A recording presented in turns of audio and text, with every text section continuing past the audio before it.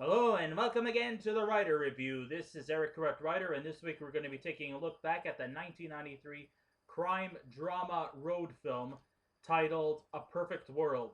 Now, A Perfect World runs for 2 hours and 18 minutes long. It is directed by Clint Eastwood. It is produced by Mark Johnson and David Valdez. The script was written by John Lee Hancock. The score was done by Lenny Newhouse, the cinematography by Jack N. Green, and the editing was done by Joel Cox and Ron Spang. And the stars of the movie are Kevin Costner, Clint Eastwood, TJ Lowther, Laura Dern, Leo Burmester, Keith Szarabakja, and Bradley Whitford. Under the penmanship of John Lee Hancock, we may feel like this is the typical action-packed manhunt film with all the formulaic elements that you find in this specific genre, directed with a refreshing outlook by screen legend Clint Eastwood. And sure, the repetitive malarkey psychological babble does come into effect about youth's gone bad, and the final sequences seems to take forever to end. But overall, this movie is not entirely that bad. In fact, it's actually a very good movie. So here's the plot of the story. Set in the year 1963 in the rural dwellings of Texas, one might be surprised that this crime thriller isn't the typical run of the mill, fast paced, gunslinging, car chasing crime story. But it's more of a character driven tale that tackles some very serious issues like parenting, uninspiring father figures, and the rapidly changing ways the law enforcement handles their business. Longtime Texas Ranger Sheriff Red Garnett, played by Clint Eastwood, is assigned by the governor to capture two convicted felons who escaped from a Huntsville prison in Texas, where they kidnapped a fatherless young boy named Philip Perry, played by TJ Lowther, who lives with his mother, played by Jennifer Griffin, who's very dedicated towards her faith as a Jehovah's Witness. Red hides out in a high-tech air glide trailer, home as as as he follows the criminals down the highways and byways just to send them back to the slammer. The two deviants are the psychologically unstable Terry Pugh, played by Keith Szarabakja, and career criminal Butch Haynes, played by Kevin Costner. To supervise the pursuit, the governor assigns criminologist Dr. Sally Gerber, played by Laura Dern. Plus, they also hire a sniper, played by Bradley Whitford, while Red's assistant, Tom Adler, played by Leo Burmester, is in control of the radio signals, and another deputy takes over the wheels. Butch eventually terminates Terry in a cornfield after Terry uttered threats towards Philip. But the resourceful boy can see that Butch is not as a deranged lunatic like his partner Terry, even though it's pretty obvious that the boy is a hostage and that Butch is a hardened criminal himself. During breaks from their run from the fuzz, Butch takes Philip to buy some clothes from a redneck general store. The kid confiscates a Casper the Friendly Ghost costume and choosing between either staying at the store for the boy's own protection or to go along with Butch. The boy actually chooses Butch because he feels that this whole experience thing is something that he will eventually live up to as he gets older, something that he will remember himself by, and that he probably feels that that this Butch guy was about the best thing he has ever had to a father, more than he could say about his own father himself.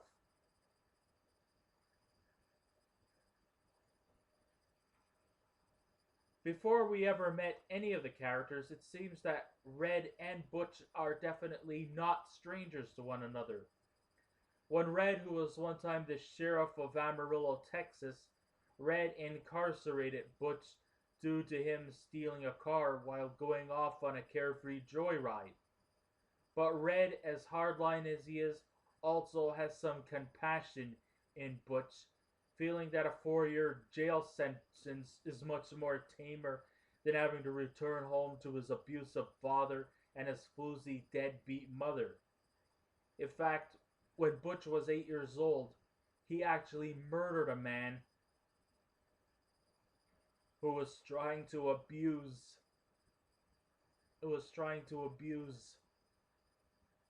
his mother. And the thing is that he actually literally got away with murder. He didn't get sent to juvie hall or anything like that. He got away with murder. And this is not just an expression, it really happened. Well, it didn't really happen as per se. I mean, this is a fictional story, but still, Butch may have probably show a softer side to Philip, but we all know that Butch is not a person who should be taken into approach that easily.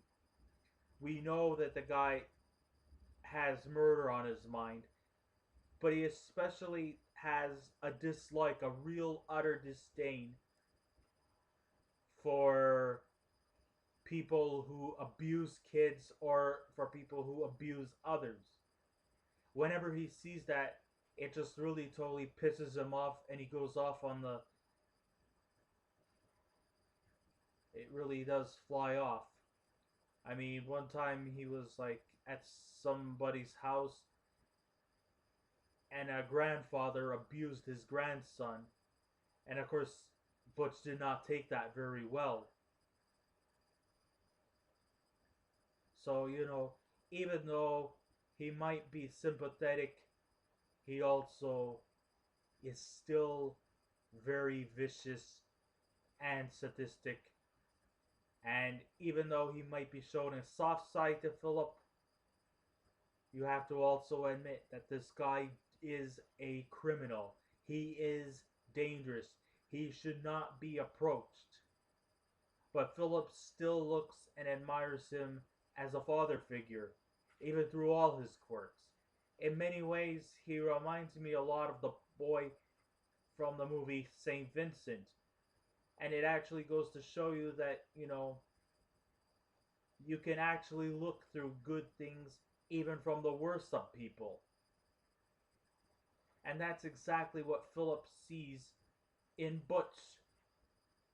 He actually sees a relatively evil man who has a soft spot. That does not mean that Butch becomes a pussy. No, it means that Butch does have a sensitive side to him. And, they kind of form a bit of a camaraderie. They kind of remind me a lot like Bonnie and Clyde, or like Thelma and Louise. Only this time now, it's kidnapper and hostage that are sort of playing the roles as outlaws.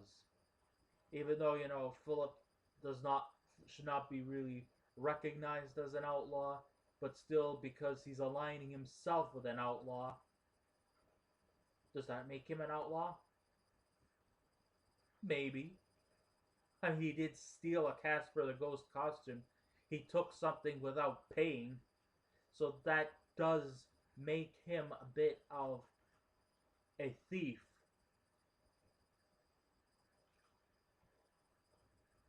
And if word catches on about him stealing a costume, he could be excommunicated from his religion. You got to remember, Philip is not a Christian or a Jew. He's a Jehovah's Witness. And they have a lot of strict laws. And stealing is one of the more stricter laws in that religion.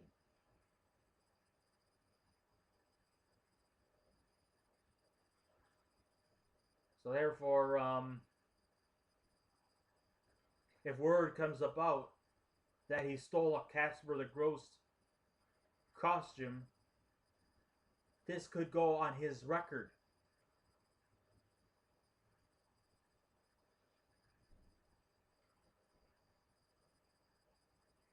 So you could say that Butch, yes, he has a pretty bad track record. And even though Butch has a liking for this kind kid, comes to no surprise that his dark side can never fully escape him, and the bad decisions he makes still gets the best of him. As the cops eventually catch on to him, Philip thinks that this manhunt is definitely a learning experience to him, and that this hard luck convict could have been spared if state institutions knew how to fully operate the way it should. In the end, Red tells the legal system figuratively to stick it, and definitely shows no empathy to those hypocritical bastards who are just as corrupt as the criminals they arrest. Because if you really want to know, this is a really heartbreaking movie. I mean, this is not some formulaic move around at a quick paced action crime caper. This crime caper has a lot of human drama embodied into it.